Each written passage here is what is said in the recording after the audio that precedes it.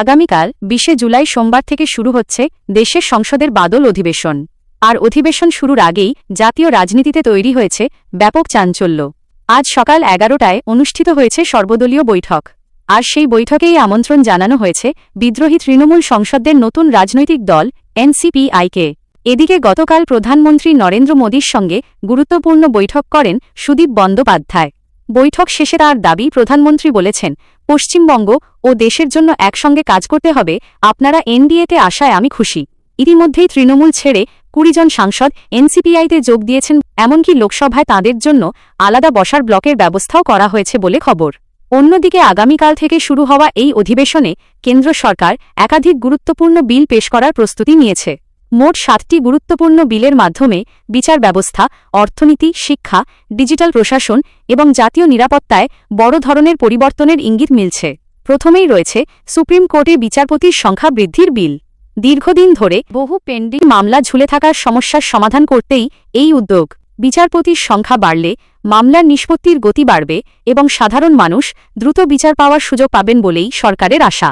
এরপর রয়েছে আয়কর সংশোধনী বিল। এই বিলের লক্ষ্য কর ব্যবস্থাকে আরও ডিজিটাল, আরও স্বচ্ছ এবং আরও সহজ করে তোলা, করদাতাদের হয়রানি কমানো, কর ফাঁকি রোধ করা এবং প্রযুক্তির ব্যবহার বাড়ানোর ওপরই বিশেষ গুরুত্ব দেওয়া হয়েছে। ক্ষুদ্র ও মাঝারি শিল্পের উন্নয়নের জন্য আসছে এমএসএমই সংশোধনী বিল। ছোট ব্যবসায়ীদের সহজে ঋণ পাওয়ার সুযোগ, আইনি জটিলতা হ্রাস এবং ব্যবসার পরিবেশ আরও উন্নত করাই এই বিলের মূল উদ্দেশ্য। এর ফলে নতুন কর্মসংস্থান তৈরির পথও আরও প্রসারিত হতে পারে। জন্ম ও মৃত্যু নিবন্ধন সংশোধনী বিলের মাধ্যমে দেশের জন্ম মৃত্যুর তথ্য সম্পূর্ণ ডিজিটাল ডেটাবেসে সংরক্ষণ করার পরিকল্পনা রয়েছে। ভবিষ্যতে ভোটার তালিকা, আধার, পাসপোর্ট এবং অন্যান্য সরকারি পরিষেবার সঙ্গে এই তথ্য সংযুক্ত করা হতে পারে। ফলে সরকারি পরিষেবায় স্বচ্ছতা আরও বৃদ্ধি পাবে। জাতীয় প্রতীক, জাতীয় পতাকা এবং জাতীয় সঙ্গীতের অবমাননার বিরুদ্ধে আরও কঠোর ব্যবস্থা নিতে আনা হচ্ছে জাতীয় সম্মান রক্ষা সংশোধনী বিল। বিশেষ করে সোশ্যাল মিডিয়ায় জাতীয় প্রতীকের অবমাননার বিরুদ্ধে আরও কঠোর শাস্তির প্রস্তাব থাকতে পারে। বিদেশি অনুদান নিয়ন্ত্রণে আরও কড়াকড়ি আনতে আসছে এফসিআরের সংশোধনী বিল। বিদেশি অর্থের ব্যবহারকে আরও স্বচ্ছ করা এবং অপব্যবহার রোধ করাই এই বিলের প্রধান লক্ষ্য। এছাড়াও উচ্চশিক্ষার মানকে আন্তর্জাতিক স্তরে উন্নীত করার উদ্দেশ্যে আনা হচ্ছে বিকশিত ভারত শিক্ষা প্রতিষ্ঠান বিল। গবেষণায় উৎসাহ, বিশ্ববিদ্যালয়গুলির স্বায়ত্তশাসন বৃদ্ধি এবং বিশ্বমানের শিক্ষা ব্যবস্থার দিকে আরও এক ধাপ এগিয়ে যাওয়ার লক্ষ্য নিয়েছে কেন্দ্র।